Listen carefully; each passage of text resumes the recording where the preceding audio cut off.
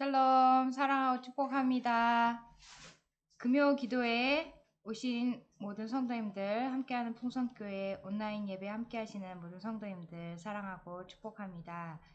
우리 기도하는 마음 또 우리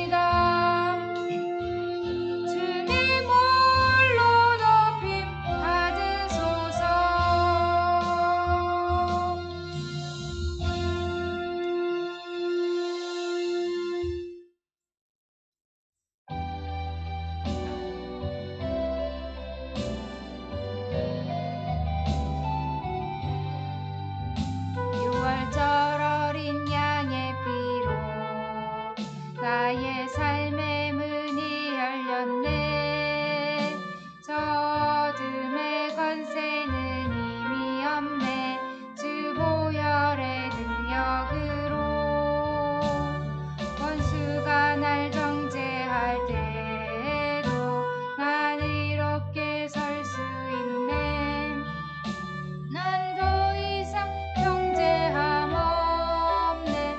난 주 보혈 아래 있네.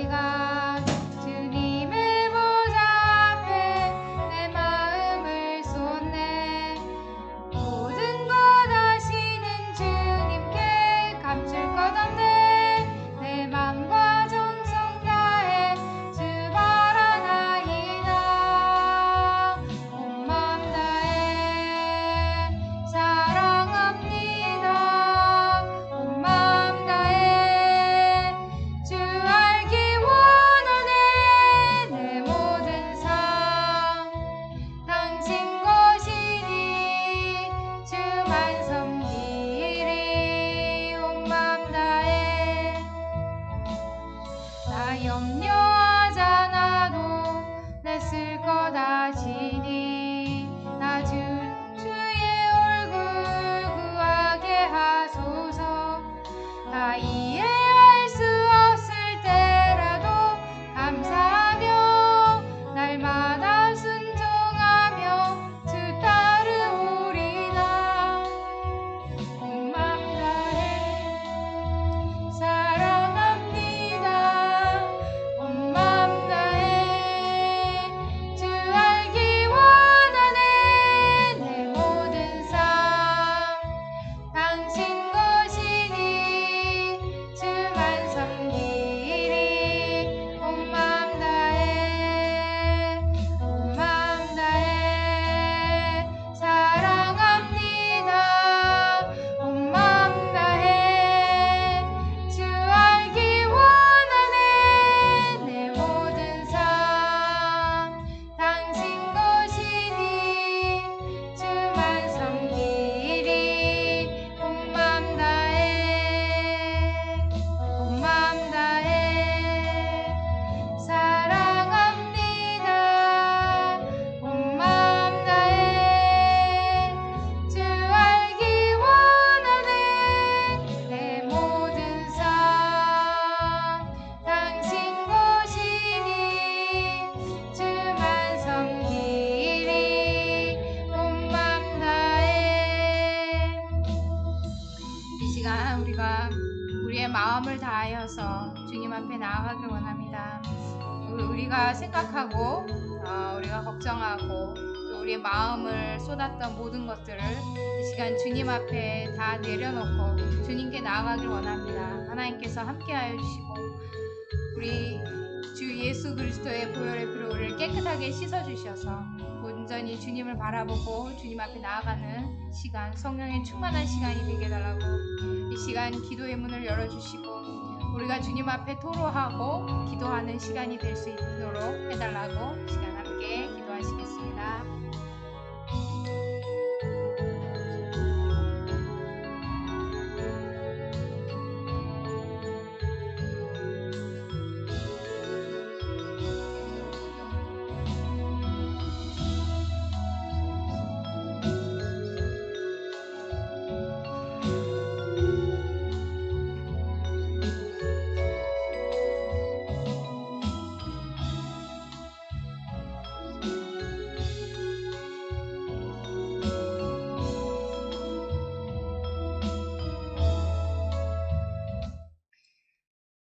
이 시간에는 우리가 우리 여름 성경학교를 위해 기도했으면 좋겠습니다. 우리가 마지막으로 남은 성경학교인데 우리가 함께하지 못하고 또 가정에서 성경학교를 할 터인데 우리 부모님들이 성경 교사가 되어서 우리 아이들에게 말씀을 가르칠 수 있게 하시고 또 영육간에 강권할 수 있는 힘을 허락하여 주시고 우리 자녀들이 또 우리 아이들이 건강하게 하시고 아이들에게 말씀이 전수될 수 있도록 또 우리 아이들을 가르치고 성경 말씀을 가르칠 때 그 시간에 하나님께서 은혜를 내려주시고 아이들에게 정말 예수 그리스도의 복음이 심겨질 수 있는 그런 귀한 시간이 되게 해달라고 또 우리 부모님들이 시간을 다하여서 또 그 시간에 아이들을 정말 말씀을 전수하는 시간이 될 수 있게 해달라고 또 함께하지 못하지만 우리가 또 각자 있는 그곳에서 하나님께서 성경학교에 또 하나님 특별한 은혜를 달라고 이 시간 함께 기도해 주시겠습니다. 함께 기도하겠습니다.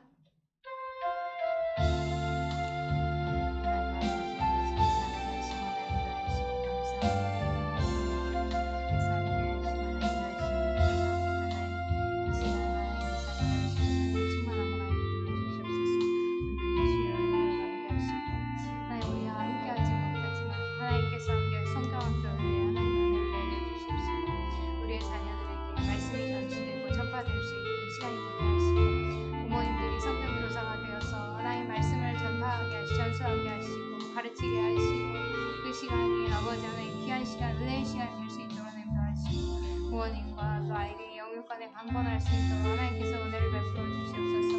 성경학교에 아버지가 특별한 은혜를 허락하여 주시옵시고 아이들이 말씀을 통해서 주의 은혜를 받는 시간이 될 수 있도록 하나님 도와주시옵소서. 말씀이 아버지의 삶 가운데 아버지 정말 예수 그리스도의 복음이 숨겨질 수 있도록 아버지께서 함께 하시고 인도하여 주옵시고 특별하게 하나님 가정에서 하는 이 성경 하나님께서 은혜를 베풀어 주시옵시고 하나님께서 역사하여 주옵소서.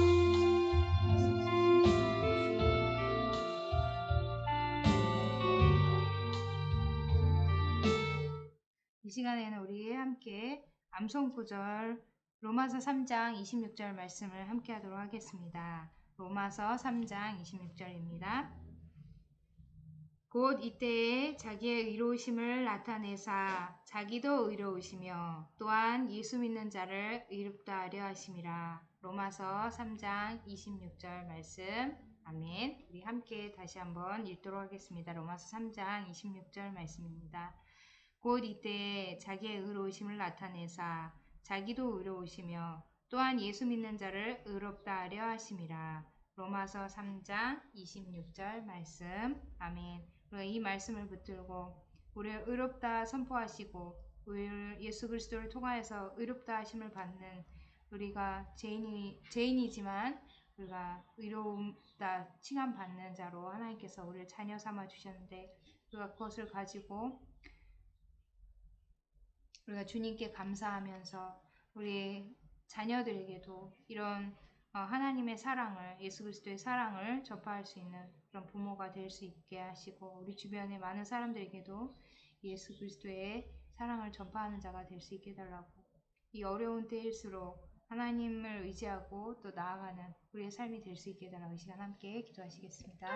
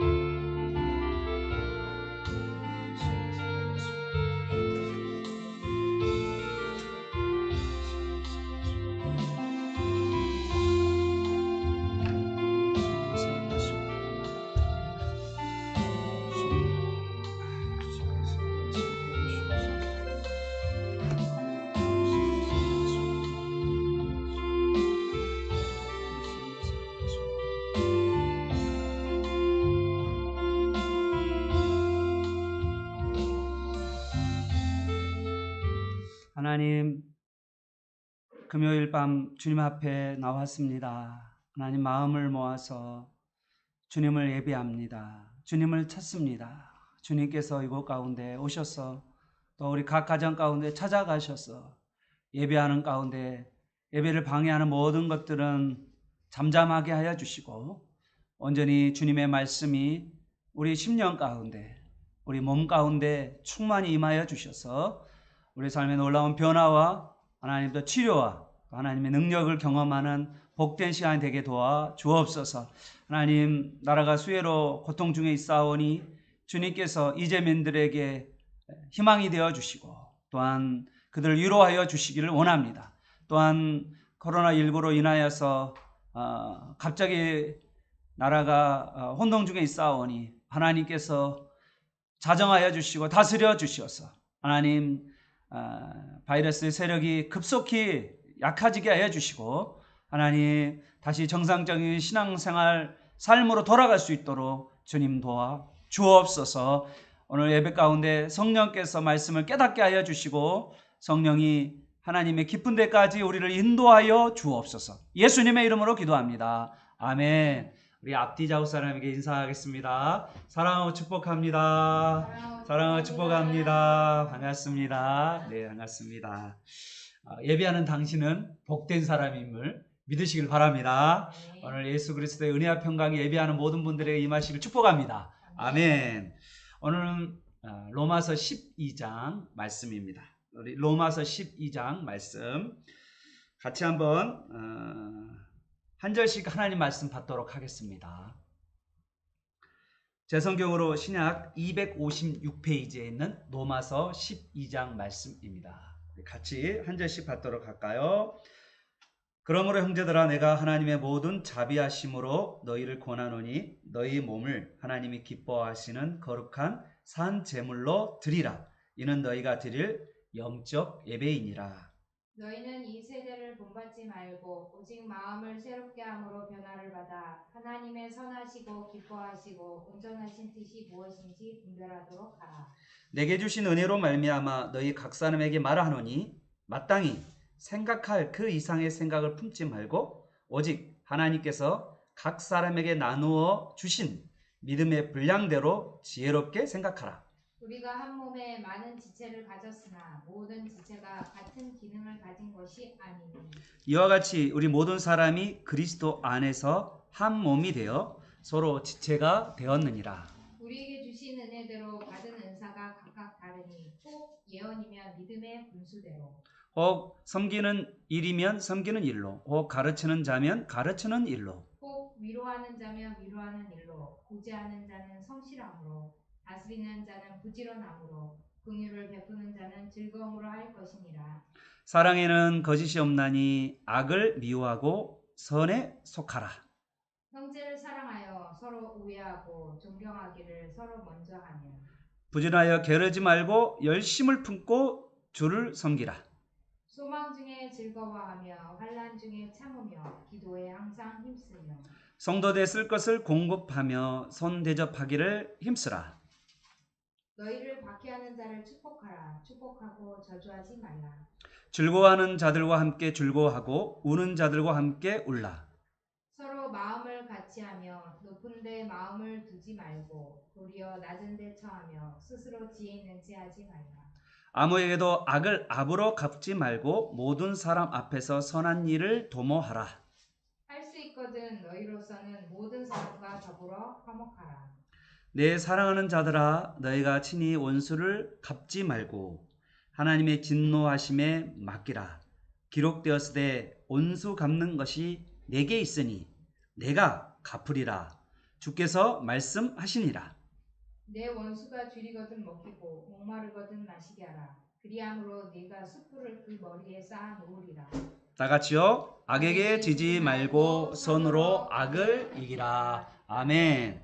오늘 특별하게 1절과 2절 같이 한번 우리 읽어보도록 하겠습니다. 시작. 한 목소리로 시작. 그러므로 형제들아 내가 하나님의 모든 자비하심으로 너희를 권하노니 너희 몸을 하나님이 기뻐하시는 거룩한 산 제물로 드리라. 이는 너희가 드릴 영적 예배니라. 너희는 이 세대를 본받지 말고 오직 마음을 새롭게 함으로 변화를 받아 하나님의 선하시고 기뻐하시고 온전하신 뜻이 무엇인지 분별하도록 가라. 아멘. 할렐루야. 네. 오늘 우리 강론 제목 한번 읽어보도록 하겠습니다. 시작. 삶이 예배입니다. 다시요. 시작. 삶이 예배입니다. 아멘. 남미 쪽에 가보면 브라질이라는 나라가 있죠. 이 브라질이 요즘에 코로나로 많이 확진자들이 많이 로 인해서 뭐 대통령까지도 확진이 되었던 것으로 보이는데요.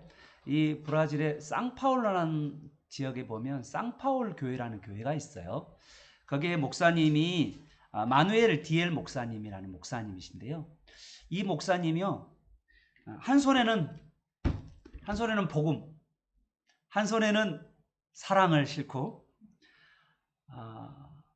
아무것도 가지지 않고 그냥 찾아가서 사람들을 만나는 사역을 시작했습니다. 뭐 교회란 게 없었고요. 그냥 길거리에 돌아다니는 사람들을 만나서 그 사람들에게 복음을 전하고 사랑으로 그들을 돌봤던 일을 했습니다. 주로 가난한 사람을 대상으로 해서 할 수밖에 없었죠. 누가 뭐 교회가 없는데 건물도 없는 교회에 관심을 가졌겠어요. 가장 그 상파울 지역 가운데 가장 어려운 사람, 그 그 가난한 사람을 대상으로 그들의 눈물을 닦아주고 괜찮아, 너 잘못이 아니야 라고 여자아이들을 위로하고, 그리고 먹을 것을 사주고, 그리고 예수님을 전하고 복음을 가르치고 설교하고, 그리고 그 과정 가운데 하나님의 크신 능력과 기적들이 나타났어요. 그 가난한 사람들이 대부분이 처음부터 가난한 건 아니었어요.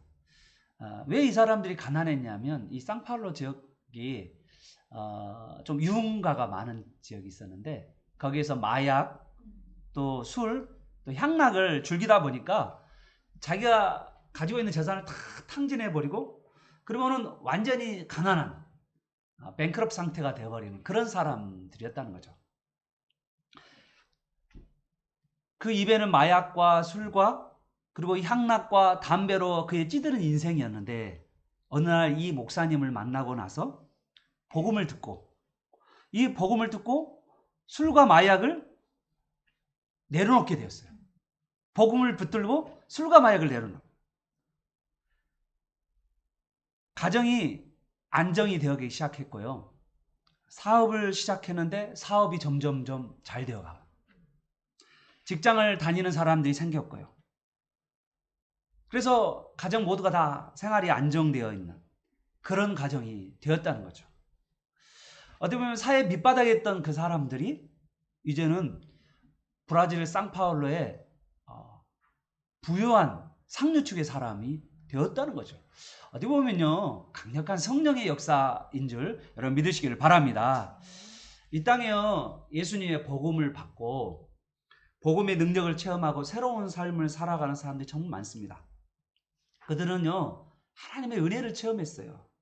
그리고 은혜를 체험한 다음에 그들이 모두가 한 말씀, 모두가 하는 말이 있죠. 하나님의 은혜를 체험한 사람들이 뭐예요? 주님, 제가 이제는 어떻게 살아야 되겠습니까? 라는 거죠. 은혜를 받고 나서 내가 어떻게 살아야 될지를 물어보는 거죠.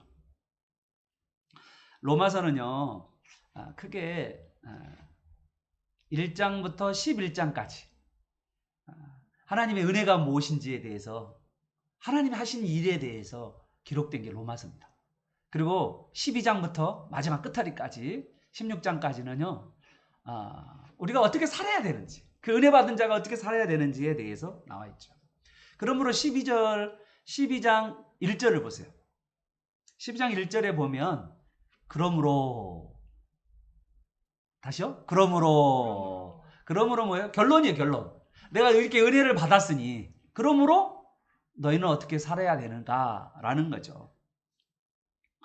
하나님의 은혜를 받았는데, 그리고 너희가 구원을 받았는데 그 은혜와 구원을 받은 그 사랑을 받는 사람들이 그러면 어떻게 살아야 되는가라는 거죠.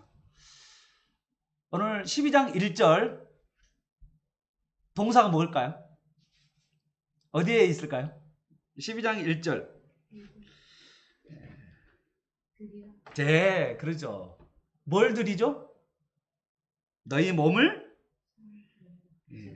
제물로 드리라. 누구한테요? 하나님께 드리라. 어떻게 살아야 되느냐 물어보는 사람들에게 너의 몸을 하나님께 드리라. 헐. 그것도 산 제물로 드리래. 제물. 여러분, 제물이, 구약의 제물이 하나님 앞에 제사를 드릴 때 죽은 제물을 드릴까요? 살아있는 제물을 드릴까요? 여러분, 산 제물을 들고 가죠. 하나님께 제물을 드릴 때, 제사를 드릴 때 양을 살아있는 제물을 가지고 드리지, 이미 죽어 있는데 하나님이 받겠어요? 산 제물이죠. 그것도 어떤 제물이죠? 1년 된 흠없는 순양을 하나님께서 받으시잖아요. 하나님께서 구약에 그 제물을 받으셨는데, 그런 것처럼 우리가 이제는 하나님께 드리는 제물이 되라고 말씀하고 있는 거죠. 헐. 아휴. 너무 받기 거북스러운 말씀입니다. 이거 사실 은혜 받으면 나를 드려야 돼요? 목사님? 이거 너무한 거 아니에요? 네, 부담스럽습니다. 이거를 몸을 드린다라는 거를 한자로 두자로 뭐라 한 줄 알아요? 헌신이라고 해요. 헌신. 몸을 바친다. 헌신. 우리 몸을 바쳤죠. 아니 몸 바치라고 그러니까 갑자기 이거 뭐야 이거 심청이가 생각나고 이건 뭘 공양미 300석 때문에 몸을 팔아야 되나? 구원 받았기 때문에 내가 몸을 팔아야 되나? 그런 생각이 오늘 들어서 갑자기 주저함이 됩니다. 이거 은혜 받으면 안 되는 것 같아. 은혜 받으면 몸 바쳐야 되니까. 아이고 이거 참 주저가 됩니다. 그러죠? 그런데 이제 오늘 왜 이렇게 몸을 우리가 바칠 수가 있냐? 이 몸을 바칠 수 있는 이유, 왜라는 단어죠. 우리가 왜 하나님께 드려야 되는가? 우리 몸을 하나님께 왜 드려야 되는가? 그 이유가 있어요. 우리는 꼭 이걸 알아야 돼요. 우리가 몸을 바치는 이유가 뭔지를 모르면 내가 몸을 바칠 때 아깝게 생각되잖아요. 그죠? 나의 물질, 시간, 또 내 헌신 이런 것들이 하나님 앞에 드리는 것이요. 너무나도 아깝게 생각돼요. 왜요? 나는 내 뜻대로 내 마음대로 살고 싶은 게 사람의 마음이 있잖아요. 내 인생은 나의 것, 내 인생은 나의 것. 얼마나 노래가 좋아요. 너 끌린 대로 살아. 뭐 이런 거 다 이런 게잖아요. 그런데 내 몸을 지금 은혜를 받았다고 하나님 앞에 드리라? 이거 참 거북스럽네요. 예, 듣자마자 도망치고 싶고, 예, 겁이 나는 말씀입니다. 12장까지 오니까 갑자기 몸바치래. 나 진짜. 왜 내가 이 몸을 바칠 수가 있게 되는가? 왜 드려야 되는가?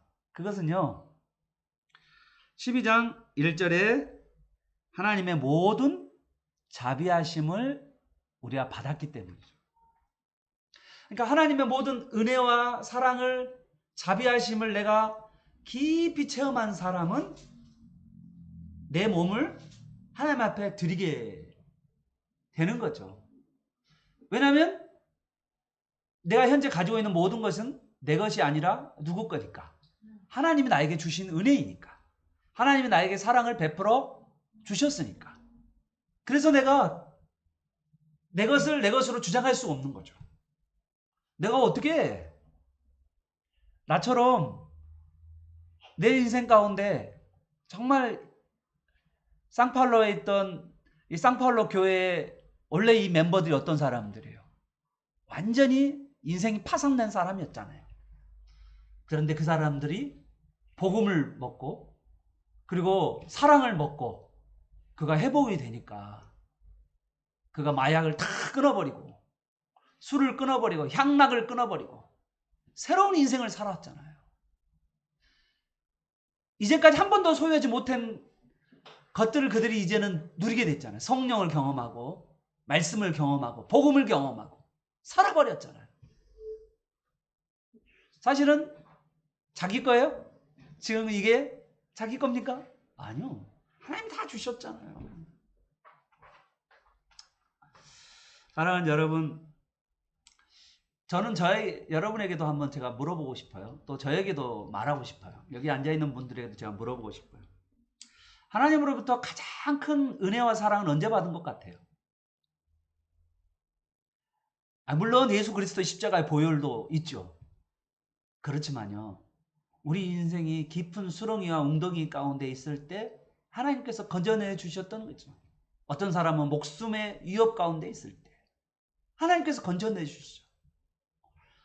어떤 사람은 완전히 경제적으로 파산된 상태 가운데 있을 때, 어떤 사람은 완전히 중독 가운데 있을 때 하나님께서 은혜를 베풀어 주셨잖아요.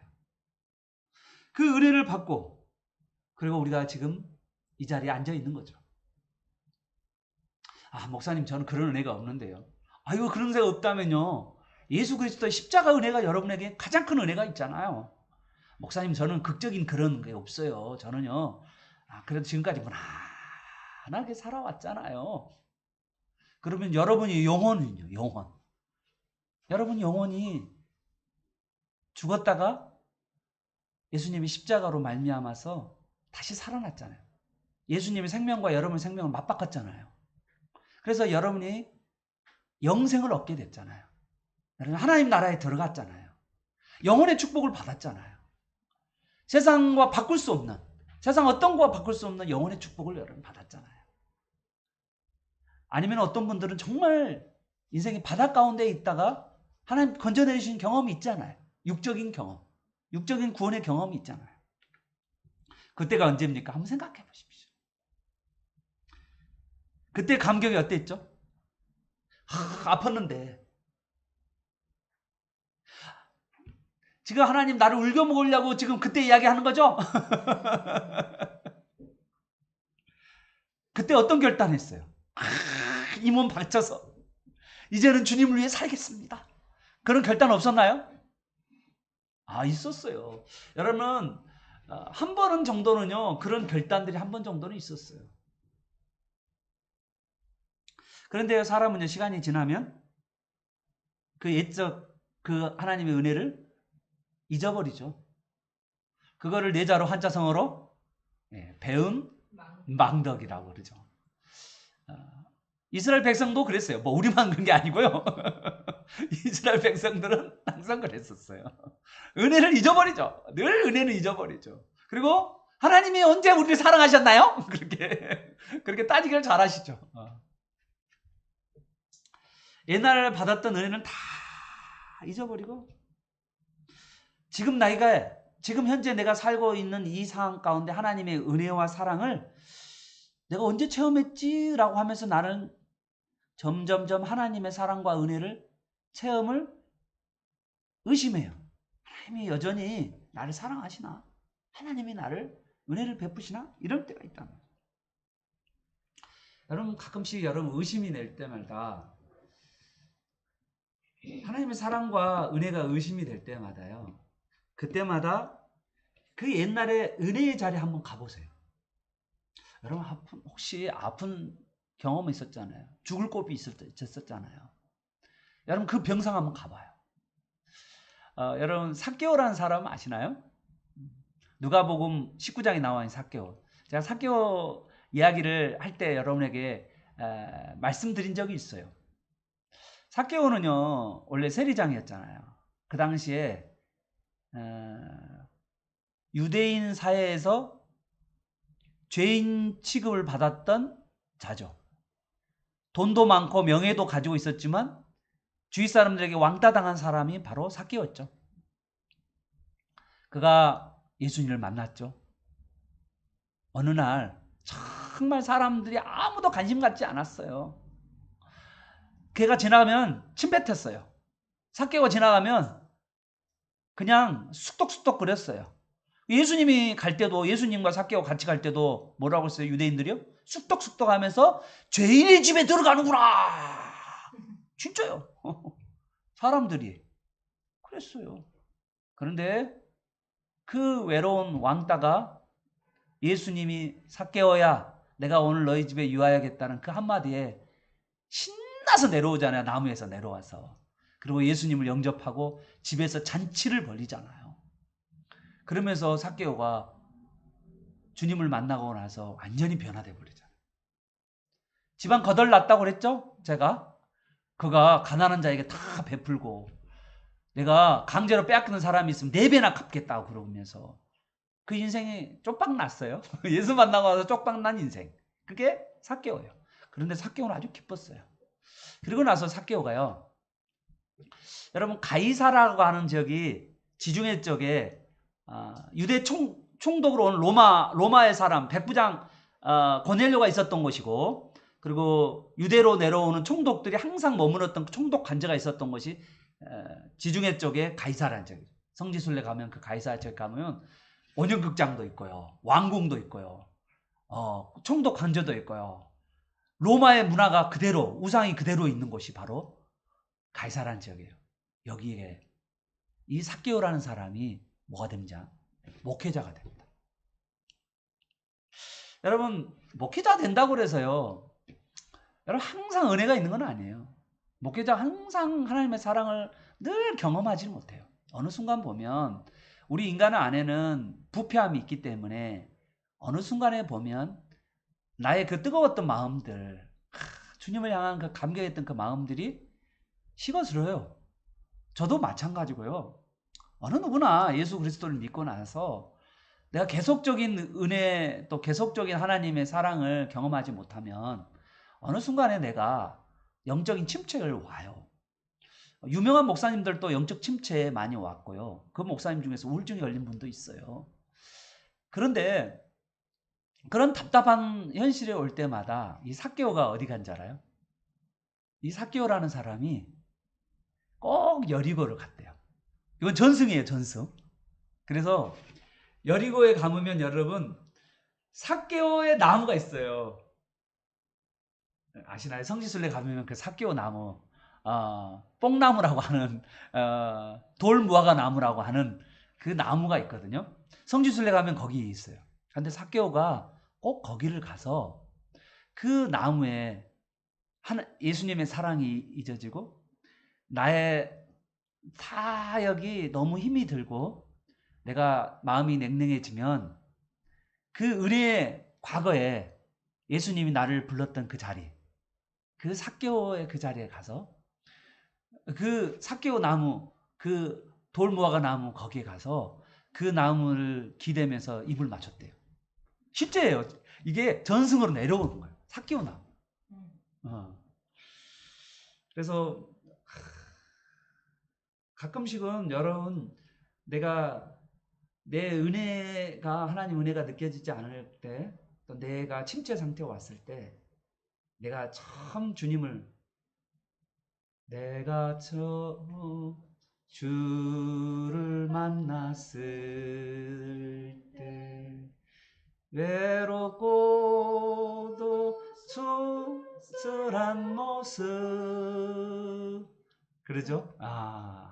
내가 처음 만났을 때 외롭고 쓸쓸한 때 그 주님이 나를 만났던 그 자리에 가실 때 여러분이 다시 주님의 사랑이 주님의 은혜가 여러분에게 샘솟듯 솟구쳐 오를 줄로 여러분 믿으시기를 바랍니다.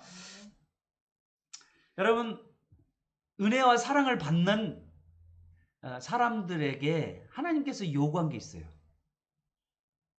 그게 요구한 게 구약에도 나오고요. 신약에도 나와요.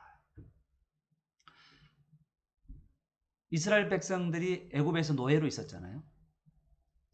노예로 시달리면서 맞고 두들겨 맞고 노역을 하고 정말 강제 노역 가운데서 너무 힘든 삶을 살았잖아요.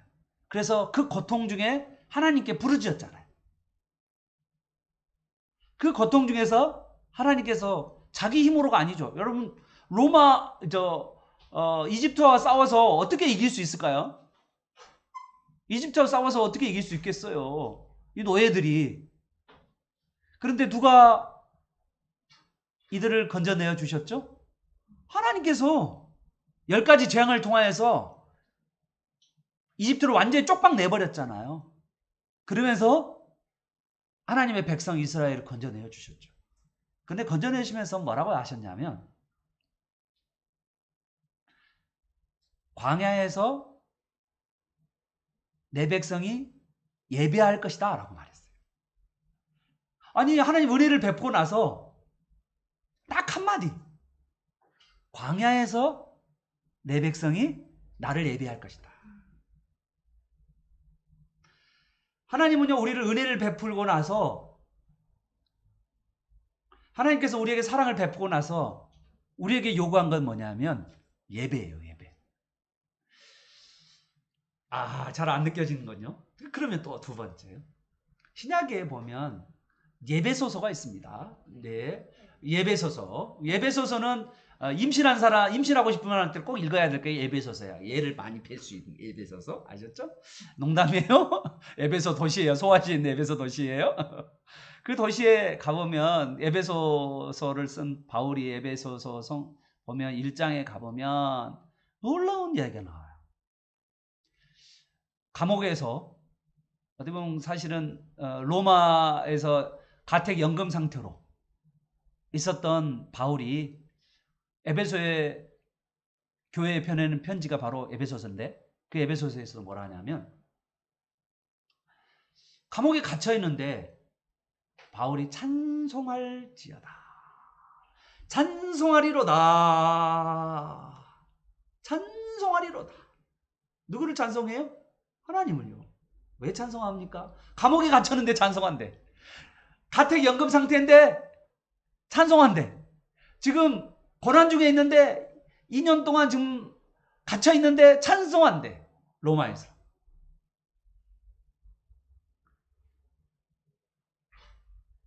자신을 위해서 삼위일체 하나님께서 구원을 베푼 것을 찬송했어요. 하나님께서 베푸신 구원의 은혜, 그 은혜를 가지고 그가 한 것은 에베소 교인들에게 요청한 것은 뭐냐면 하나님을 찬미하기 위해서다. 우리 교회 강찬미가 있잖아요. 얼마나 은혜스러운 이름인지 몰라. 하나님을 찬미가 뭔데요? 하나님을 예배한다라는 거예요. 그래서 우리가 구원의 은혜를 받는 사람, 육체적 구원과 영적 구원을 모두 받는 사람들은 예배한다라고 말하고 있어요. 자, 오늘 성경에서도 뭐냐면 내 몸을 하나님 앞에 드리라 라고 했는데 이거를 달리 뭐라고 표현했는지 12장 1절에 보면 내 몸을 하나님 앞에 드리라 라는 말을 같은 말로 뭘로 표현했어요? 하나님께 드리는 것을 뭐라고 불러냈어요? 내 몸을 하나님께 드리라라고 했는데 그것을 같은 표현으로 뭐라고 했어요? 이것이 영적 예배입니다. 그러죠. 너희가 드릴 영적 예배니라. 은혜를 받으면 우리가 예배해야 된다는 거예요. 그런데 그 예배가 어떤 예배냐면 구약에는요. 제물로 예배를 드렸어요. 짐승을 바쳤단 말이죠. 그런데 신약에서는 어떻게 해요? 너의 몸을 바쳐라는 거예요. 구약에는 누구의 몸을? 짐승의 몸을. 신약에는 누구의 몸을? 나의 몸을 바치라라는 거예요. 너희가 제물이다라는 거예요. 근데 너희가 하나님 앞에 이 드리는 이 제물, 자, 이 제물이요. 잘 보세요. 구약에는 성전에서 바쳤어요. 어떤 지정된 장소에서 하나님께 예배하고 제물을 바쳤단 말이에요. 그런데 신약은 뭐냐면 신약의 놀라운 점은 뭐냐면 장소를 초월해버려요. 예루살렘도 아니고 그리심산도 아니고 이 산도 아니고 저 산도 아니고 장소가 아니에요. 내 삶 가운데서 하나님께 예배라고 이야기하는 거예요. 그래서 몸으로 드리는 예배는요. 이 꼴을 쓰세요. 삶의 예배예요. 같은 말은요. 일상 예배예요. 내가 거듭난 사람, 하나님의 사랑을 받는 사람은 구약으로 돌아가지 않아요. 어떤 장소에 와서 어떤 한 곳에서 예배를 드려야만 예배라고 생각하지 않아요. 신약에 오는 우리의 삶은요. 장소에 얽매이지 않습니다. 그 대표적인 예를 한번 해볼까요? 다니엘 한번 생각해 보십시오, 여러분. 구약에 성전이 있었고 성막이 있었을 때는 거기서 예배를 드렸어요. 그런데 하나님의 백성들이 성전과 성막이 하나님의 백성들이 우상과 음행과 온갖 죄악들이 가득 차 세상의 마음이 빼앗겨 버리니까 하나님께서 이스라엘 백성들을 포로로 바벨론에 끌고 가게 만들잖아요. 그때 어떻게 됐어요? 성전이 완전히 다 무너져 버렸어요. 성전 예배가 없어져 버렸다니까요. 성전이 없는데 무슨 예배를 드려요? 제단이 없는데 무슨 예배를 드리냐고요? 포로로 끌려갔는데 그러면 포로 끌려간 사람들은 예배를 했을까요? 안 했을까요? 예배를 했을까? 안 했을까요? 다니엘을 생각해 보세요. 다니엘 6장 가보면 다니엘은 어디서 예배를 합니까? 집에서 예배해요. 하루에 몇 번? 3번씩 예배해요. 성전이 없어도 그들은 가정에서 예배를 했어요. 여러분 가정에서 예배 드리는 거 대충 드리는 거 아니에요. 다니엘은요, 죽을 것을 각오하고 예배를 드렸어요. 그냥 예배를 그냥 드린 둥 만 둥 그런 예배가 아니에요. 어떤 예배예요? 죽음을 각오한 예배를 드렸다고요, 다니엘도. 지금 우리는요, 이 교회라는 곳을 지금 코로나19로 인해서 교회를 예배를 드리지 못하는 이 상황 가운데 있지만 인터넷 가운데 우리가 예배를 드리고 있는데 이 예배가 어떤 예배냐면 그냥 뭐 일 있으면 그냥 드리고 일 있으면 안 드리고 그런 게 아니고 장소와 상관없이 이 자리에서 하나님을 예배하는 거예요. 하나님이 쓰시는 사람들은 그런 사람이었다는 거예요. 사드락 메삭 아베누고는 그 친구 사드락 메삭 아베누고도 또 하나님이 나를 예배하는데 하나님이 나를 도와주지 않는다 할지라도 나는 하나님을 예배하겠다라는 게 그럼에도 불구하고 하나님을 예배하겠다는 사람이 사드락 메삭 아베누고예요. 사랑하는 여러분, 우리는 예배를요 어떤 한 곳에서만 드릴 수 있다라고 생각하는 때가 참 많아요. 그건 구약적 사고예요. 오늘 로마서 12장은 우리에게 삶의 예배를 요청하고 있는 거예요. 여기는요, 삶의 예배, 일상의 예배를 요청하고 있는 거예요. 우리 몸으로 드리는 예배를 주님께서는 지금 요청하고 있는 것입니다. 하나님께서 기뻐 받으실 만한 예배를 드리는 마음으로 우리 삶 가운데서 예배를 드리는 거예요. 우리 삶 자체가 예배인 걸 여러분 믿으시기를 바랍니다. 예배는 공적인 예배가 있어요. 주일날 드리는. 우리는요 너무나도 문자적이에요. 만약에 여러분 생각해 보세요. 교회가 여기 무너졌다고 생각해 봐요. 전쟁 터져서 교회가 무너졌다고 생각해 봐요. 그러면 여기 와서 예배 드려야 되나요? 아니요. 여러분 교회가 뭔지를 아직까지 모르는 분들이 참 많아요. 우리나라도 정말 이상한 분들이 참 많아요. 교회가 뭔데요? 주의 이름으로 모이는 것이 교회라고 했잖아요. 물론 공적인 예배가 있어요. 공적인 예배가 있는데 우리가 이 공적인 예배를 분명히 하나님 앞에 신령과 진정으로 드려야죠. 주일날 모여서 그 공적인 예배가 있죠. 그렇지만 우리 삶에는 그 공적인 예배뿐만 아니라 로마서 12장에서는 공적 예배에서 머물지 말고 일주일에 한 번 드리는 예배에서 머물지 말고 일주일에 6일 매일의 삶 가운데서 일상 가운데 드리는 예배를 하나님 앞에 너의 몸을 바치라고 이야기하는 거예요. 믿으시면 아멘.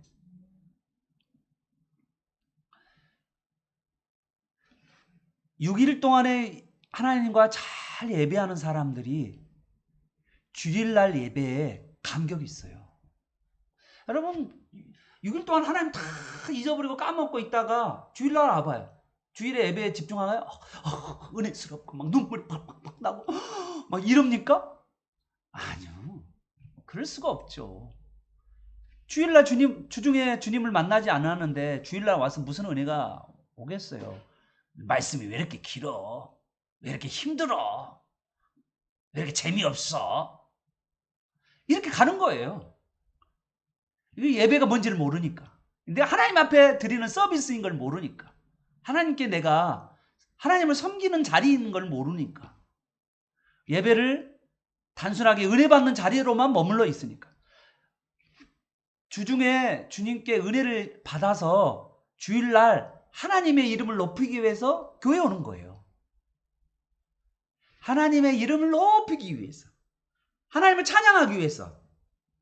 내가 은혜 받기 위해서 물론 하나님을 잘 높이고 하나님을 섬기고 성도들을 섬기고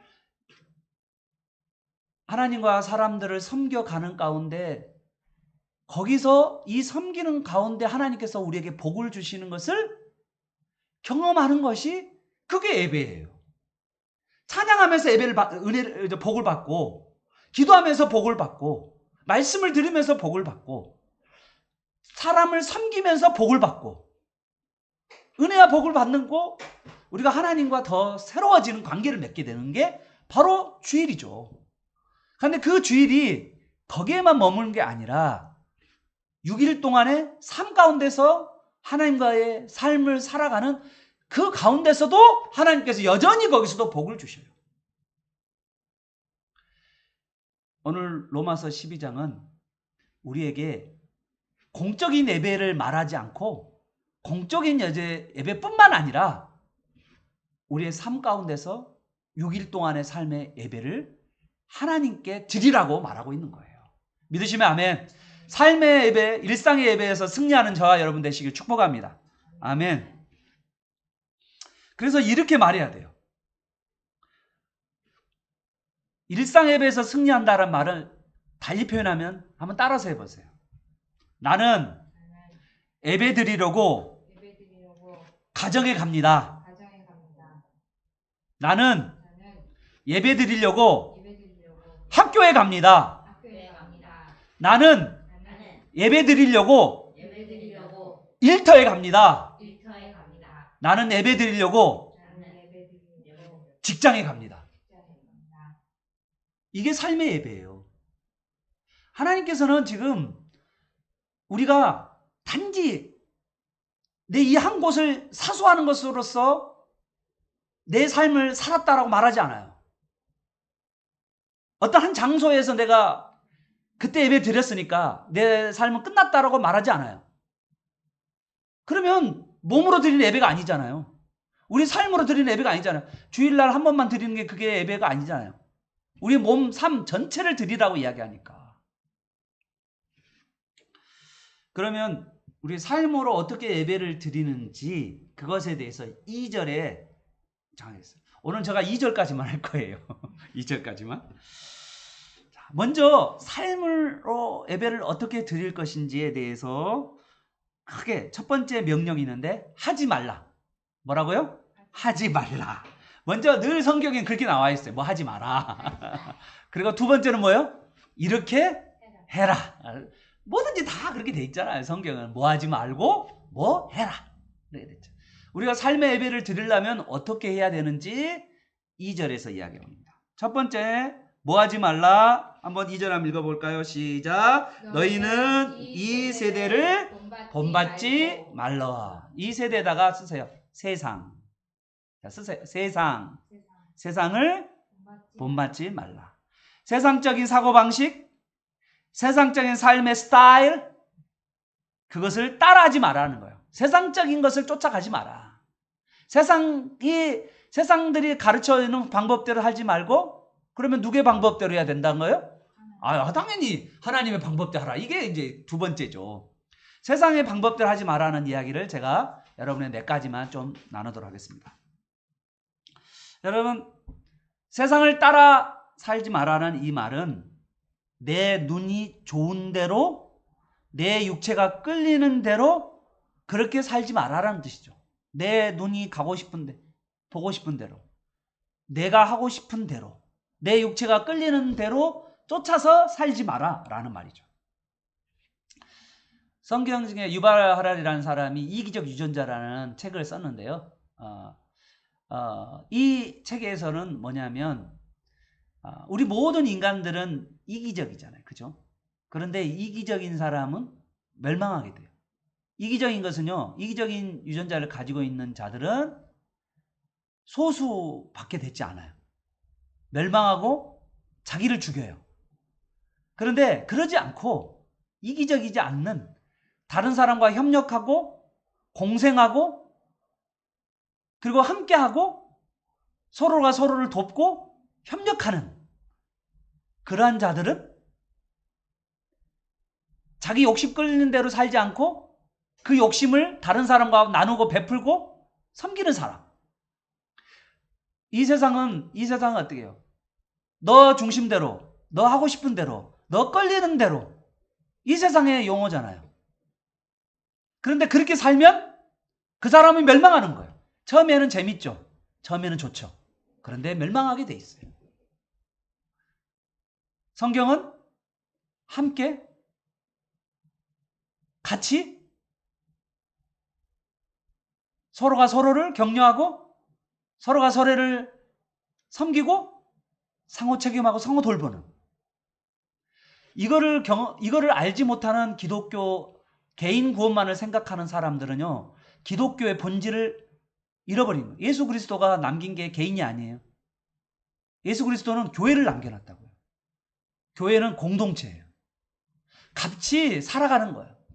신앙생활을 같이 하는 거예요. 자기만 예배하는 사람들은요, 이기적인 거예요. 같이 예배하는데 힘들어요, 안 힘들어요? 수준 차이가 나는데. 성숙한 사람들이 어린 자를 돌보면서 성장하게 되는 거예요. 어린 자에게 말씀을 가르치면서 내가 성장하게 되는 거예요. 내가 혼자 은혜 받고 나 혼자만 이렇게 하겠다라고 하는 사람들은 어떻게 되냐면 자기가 성장할 것 같죠? 자기 성장 안 해요. 오히려 더 자기가 부패해져요. 다른 사람을 가르치고 다른 사람을 섬기면서 눈물을 흘리고 그리고 아파하고 그러면서 내가 깎이고 내가 참고 인내하고 그런 걸 통하여서 우리는요, 우리 자신이 성숙하고 그리고 온전해져가고 예수 그리스도를 닮아가게 돼요. 그래서 하나님은 교회라는 공동체를 주신 거예요. 인터넷상에서 예배를 드리지만 여러분 꼭 생각 명심해야 될 건요, 가정이 바로 여러분의 교회예요. 그리고요, 인터넷상에 예배를 드리지만 오프라인 상에서도 우리가 만날 수 있잖아요. 그게 바로 교회예요. 거기서 만나는 곳에서 그 사람들을 섬기고 돌보는 게 교회예요. 쌍파울레 목사님처럼 길거리에서 아이를 만나서 그 아이를 만나 그들과 함께 대화하고 눈물을 닦아주면서 섬기는 게 그거 교회예요. 그게 예배예요. 우리가 내가 하고 싶은 대로만 하면 그 사람은 말망하게 되고 하나님의 은혜가 그에게 있지 않아요. 우리는 참 자기 중심으로 살아가는 삶이 좋은 삶이라고 생각하는데 오히려 그것이 우리 인생을 망치게 만들어요. 그래서 이 세대를 본받지 말라는 거예요. 두 번째, 이 세대 본받는 가장 빠른 길은 뭐냐면요, 유튜브를 따라가는 거예요. 여러분 유튜브 안에 한 채널을 한번 틀어보세요. 어느 한 채널 딱 뜨잖아요. 그러면 거기에 관련되는 그 유튜브 한 채널과 비슷한 내용의 유튜브 채널들이 쪼르륵 떠요. 이게 유튜브 알고리즘이에요. 유튜브가 어떻게 돼 있냐면요, 무서워요. 이게 유튜브를 계속 따라가게 되면 내가 궁금한 것을 계속 찾다 보면 그것에 대한 내용들만 쭉 기록돼 있어요. 우리로 이야기하면 좀 저는 정치적 색깔을 말하고 싶지 않아요. 저는 사실은 극우도 아니고 극자도 아니고 저는요 하나님 나라 사람이죠. 저는 하나님 나라, 나는 천국 백성이에요. 나는 하나님을 따르는 사람이에요. 저는 교회 안에서 극우와 극자와 정치적 색깔을 말하는 것은 옳지 않다고 생각해요. 개인적으로는 해도 돼요.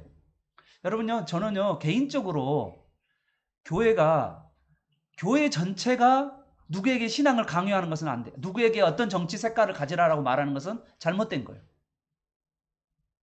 교회는요, 하나님의 나라를 말하고 예수 그리스도의 십자가와 보혈을 말하는 거고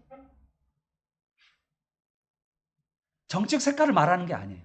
어느 목사님이 어느 찍거라 어디를 가라 라고 말하는 것은요, 그 목사가 목사로서의 본분을 잃어버리는 거예요. 우리는 개인적으로는 갈 수 있어요. 개인적으로는 광화문도 가면 되고요. 개인적으로 서초동 가도 되고요. 개인적으로 할 수 있어요. 그렇지만 교회적으로는 가는 거 아니에요.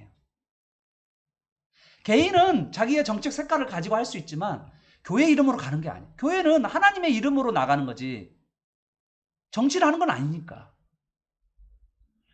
사랑하는 여러분, 유튜브를 보면 극우로 가봐요. 극우 채널을 들어봐요. 나라 망할 것 같아요. 완전히. 근데 그 채널을 끝나고 보잖아요. 그럼 그 다음에 똑같은 채널이 또 떠요. 비슷한 내용들이.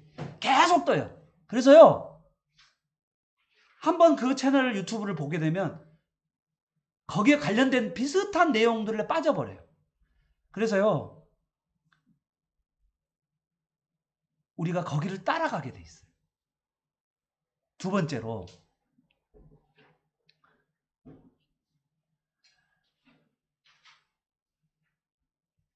성경 안에, 유튜브 안에도 뭐냐면, 여러분 유튜브를 조심해야 돼요. 분별해야 되는데 되게 중요해요. 유튜브 안에 여러분 목사님들이라고 나와 있는 분들이 많이 나오는데요. 이 목사님들의 이야기가 다 옳지가 않아요. 요 이단도 많고요. 성경적이지 않는 내용들이 많아요. 성경적 근거를 가지고 있지 않아요. 자기 말을 하는 목사님들이 많아요. 여러분 목사로 하지만 여러분 목사님들이 다 목사가 아니에요. 신학을 공부하지 않고 다른 사람 말 그대로 성경을 제대로 깊이 있게 보지를 않고 다른 사람 말을 옮기는 목사들이 많다고요. 성경에 나와 있지 않는 이야기를 하는 사람 많아요. 여러분 정말 조심해야 돼요. 어떤 목사님 말을 들어보면요, 지금 이 지구는 멸망할 것 같아요. 완전히 끝나요. 곧 이 지구는 폭발할 것 같고요, 이 지구는 완전히 끝날 것 같아요. 여러분요, 만약에 이 지구가 폭발한다, 폭발하면 알면 뭐예요? 제가 답답한 게 뭐냐면, 폭발한 거 알면 뭐하냐고. 이 지구가 멸망하면 알면 뭐하냐고. 내 삶은 주님께로 안 돌아와. 나는 주님을 못 만나. 난 주님을 예배하지 않아. 주님을 찾지도 않아. 단지 그 목사님들의 이 세상 멸망한다는 말에 두려움에 빠져서 계속 그 이야기만 듣고 있어. 그런 사람들의 이야기가 똑같이 반복되는 게 유튜브의 알고리즘이라니까요. 비슷한 사람들끼리 거기를 검색하면 그 비슷한 사람들의 말만 떠 있어요. 계속. 분별하지 못하면 자기가 듣고 싶은 이야기만 듣는다고요. 마지막 때 증표에 그게 성경에 나와요. 여러분, 사랑하는 여러분, 참 답답해요. 왜 자기가 듣고 싶은 이야기만 들으려고 하는지, 성경이 뭐라고 말하는지, 성경이 말하고 있는 것을 들어야 되는데 성경 말하는 걸 안 들어. 지금 당장 여러분 오늘 주님 종말을 오면 종말이 온다고 해요. 종말한다고 해요. 그 이야기를 계속 들어봐야 무슨 의미가 있겠어요. 주님이 뭐라고 했어요? 종말할 때 삶의 예배를 드리라고 했잖아요. 내가 지금 주님께로 돌아왔어요? 난 주님께 돌아왔냐고요. 주님을 주인으로 섬기고 계시냐고요. 주님의 은혜를 체험하고 있냐고요. 그리고 다른 사람을 섬기고 있냐고요. 그러지 않은데 종말을 알아서 뭐 하게요? 참 답답해요. 내가 볼 때마다. 내 발이 주님의 길을 따라가고 있는가? 내 입술은 진리의 말씀을 전하고 있는가? 내 손은 넘어진 사람을 일으켜주고 있는가? 내 팔은 외롭고 사랑받지 못한 사람을 감싸고 있는가? 내 귀는 고뇌에 지친 사람의 부르짖는 소리에 귀를 기울이고 있는가? 내 눈은 겸손히 끈질기게 우리 주님을 바라보고 있는가? 이게 삶의 예배죠. 사랑하는 여러분, 왜 자꾸 여러분 듣고 싶은 이야기만 들은지, 하나님이 말씀하신 이 말씀은 가까이 하지 않은지 우리 자신을 돌아봐야 돼요. 여러분 제가 한번 들어볼까요? 여러분, 제가 한 손에 이거 뭐가 들어있어요? 성경책. 이쪽에 뭐가 있냐면 삼류 잡지가 들어있어요. 프리보이. 자, 내가 어느 책이 더 많은 영향을 받게 갔어요? 내가 어느 쪽에 영향을 더 많이 받을 것 같아? 목사다니까 진짜 왜 그래? 나 목사야. 나 목사야. 어느 쪽에 영향을 많이 받을까? 당연히 성경책이 많이 받겠죠. 아니요. 여러분 잘 생각해봐요. 내가 많이 보고 많이 생각하고 많이 느끼는 곳에 내가 영향을 받아요. 목사라도요, 삼류소설만 계속 보잖아요. 그러면 거기에 영향을 받아요. 내가 어디에 영향을 받냐가 엄청 중요하다는 말이에요. 성경책을 아무리 많이 써봐야 뭐예요? 내 옆에 많이 써봐야 뭐예요? 내가 여기 보지를 않는데, 내가 가까이 하지 않는데, 내가 영향을 받지 않는데, 여기에.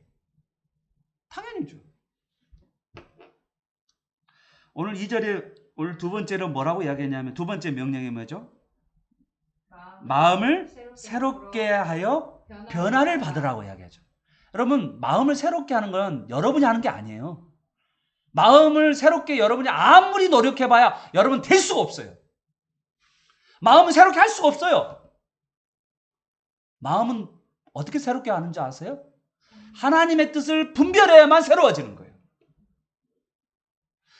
하나님의 말씀을 가까이 하고 십자가의 은혜를 체험하고 성령이 강하게 역사하고 성도 안에서 믿음의 교제를 나누고 그러한 걸 통해서 우리 마음이 새로워질 수 있는 거예요. 내가 마음을 새롭게 할 수가 없어요. 오직 예수 그리스도 그 진리의 말씀과 성령을 통하여서 하나님을 경험할 때 우리의 마음이 새로워지는 거예요.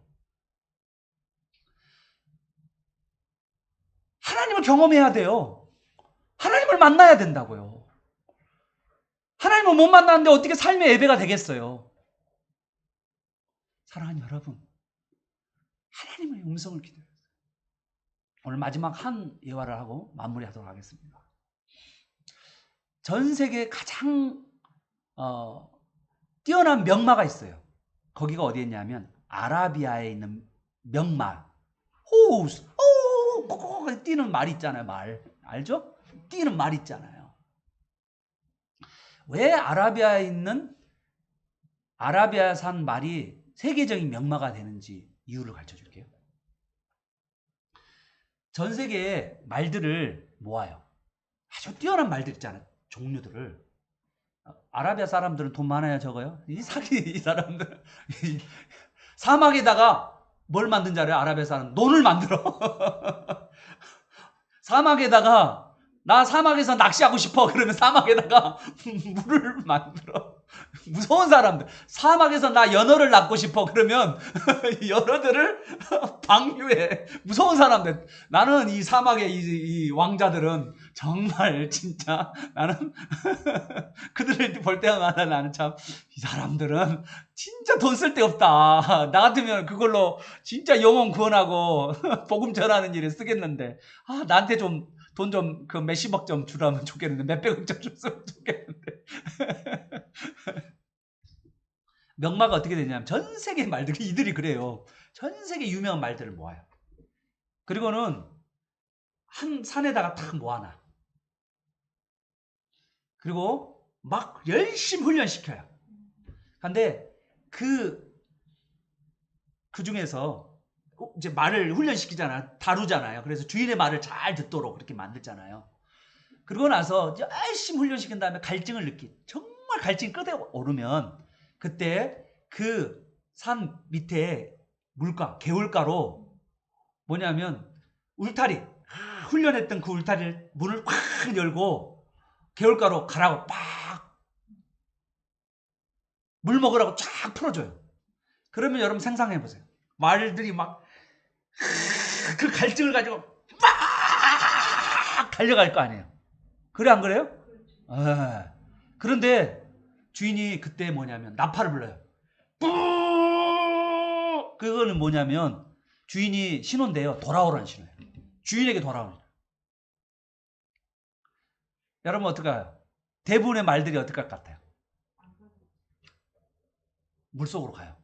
그래서 물로 막 가서 막 개걸스럽게 하고 헐쩍헐쩍 이렇게 개걸스럽게 막 처박아서 막 마시는 거죠.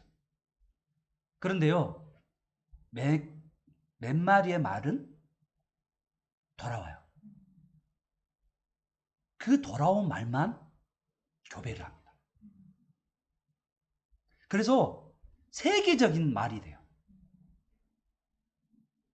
여러분, 우리가 하나님 앞에 쓰임을 받는다는 것은요, 어떤 사람이냐 하면 하나님의 음성에 내가 가다가도, 우리가 갈 수 있죠. 유혹에 빠질 수도 있고 가다가도 주님의 음성이 생각이 나서 돌이키는 거예요. 그러한 사람들이 하나님 앞에 쓰임받습니다. 그러한 사람들이 영적인 예배를 드릴 수가 있어요. 내 삶 가운데.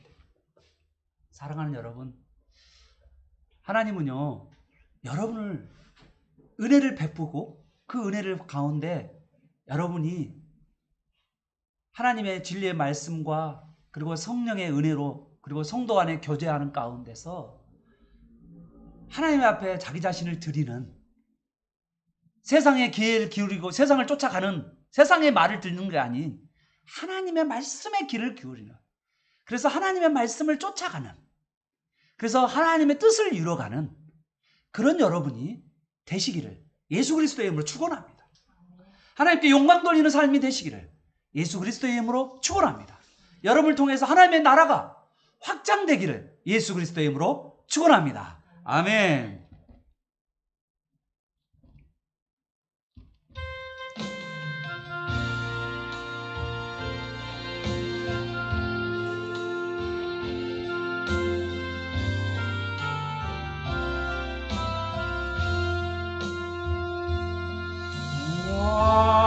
완전하신 나의 주, 그의 길로 날 인도하소서.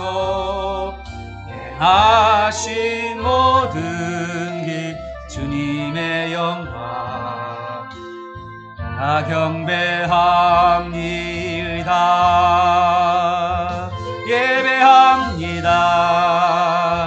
찬양합니다. 주님만 날 다스리소서.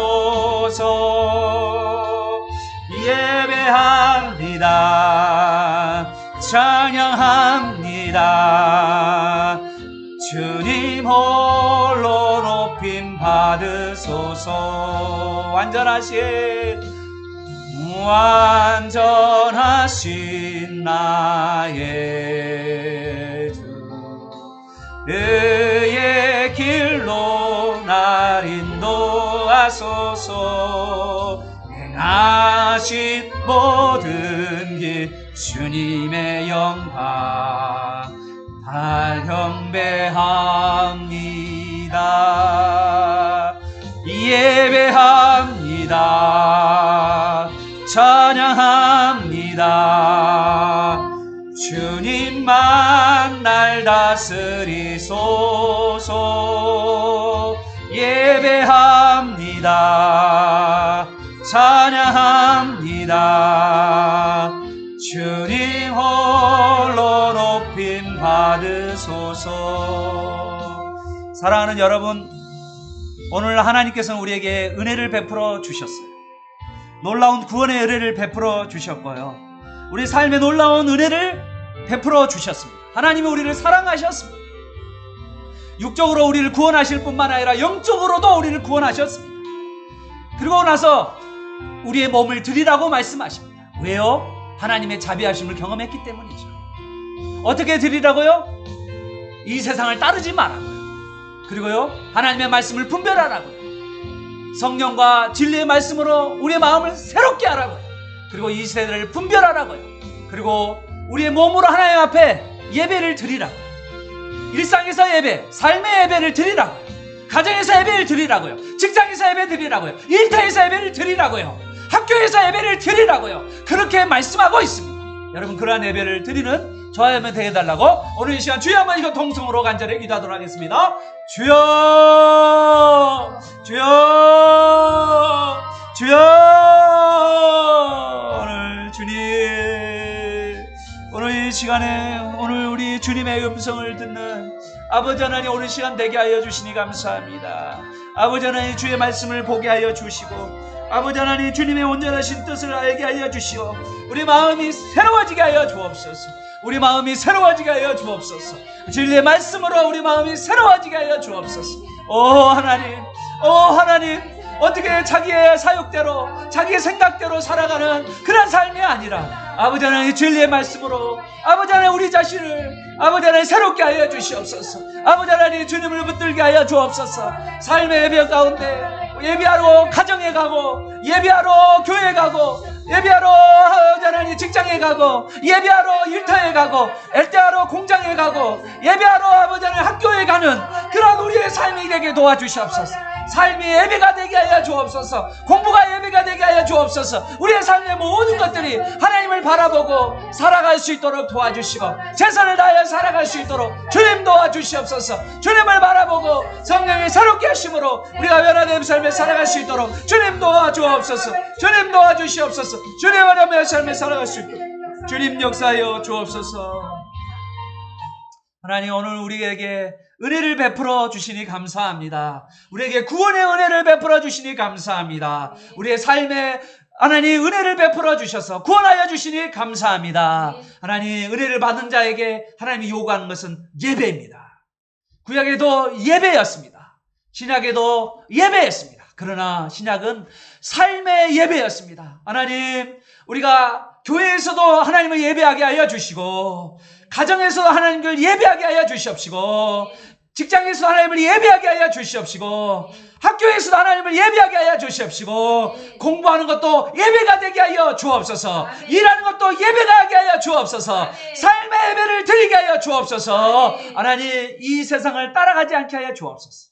하나님 이 세상에 자기 욕심대로 자기가 하고 싶은 대로 자기의 욕구대로 따라가는 하나님 자기 귀를 만족하는 그 이야기에 따라가지 않게 하여 주옵소서. 하나님 말씀을 분별하게 하여 주옵소서. 하나님의 말씀과 성령으로 우리가 새로워지게 하여 주옵소서. 마음이 새로워져서 날마다 하나님을 예배하고 하나님의 복을 누리는 복된 삶이 되게 도와 주옵소서. 예수님의 이름으로 기도합니다. 아멘. 우리 두 번째로 기도합니다. 배우자를 위해, 자녀를 위해, 우리 가족을 위해서, 그리고 우리 형제들을 위해서, 믿지 않은 자들을 위해서, 여러분 성도들을 위해서, 여러분 주위에 아는 사람들을 위해서 같이 이 시간 주여 아버지가 동서로 기도하시고 응답하시고 돌아가시길 바랍니다. 주여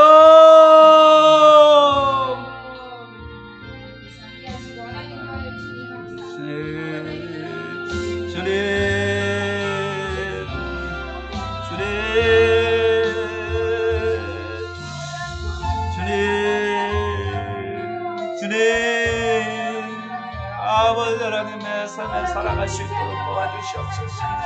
아버지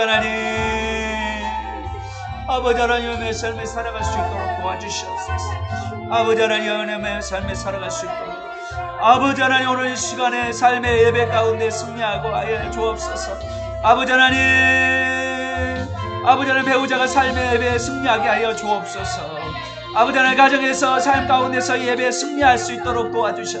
일상 가운데 예배에 승리할 수 있도록 주님 도와